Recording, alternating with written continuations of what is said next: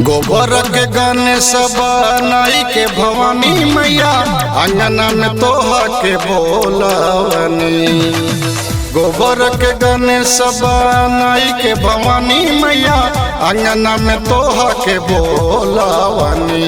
आहे आव माए गोबर से अंगना ले पवनी। आहे आव माए गोबर से अंगना ले पवनी। बोलो देवी माई के जय, जगदम्बे माई के जय। बोलो काली माई के जय, जगदम्बे माई के जय।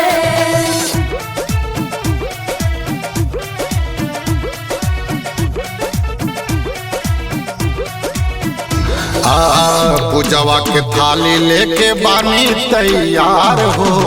आई के मयरिया अंगना झांकी जा हमार हो। आई के मयरिया अंगना झांकी जा हमार। पूजवा के थाली लेके बानी तैयार हो। आई के मयरिया अंगना झांकी जा हमार हो। छकिए लवनिया मैया छकिए इलायची जोड़े जोड़े नारियल मांगवनी। आहे आव माए गोबर से अंगना ले पवनी। आहे आव माए गोबर से अंगना ले पवनी।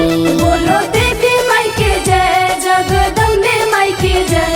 बोलो काली माई के जय, जगदम्बे माई के जय।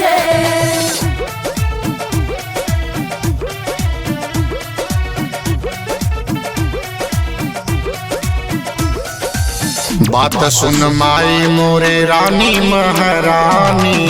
गंगा जी के पानी से अंगनवा लिपल बानी। गंगा जी के पानी से अंगनवा लिपल बानी। बात सुन माई मोरे रानी महारानी। गंगा जी के पानी से अंगनवा लिपल बानी। हे माई हो कहे पर शांत माई बैठी के सरनिया। आज राउर भजन माई गवनी। आहे आव माए गोबर से अंगना ले पवनी। आहे आव माए गोबर से अंगना ले पवनी।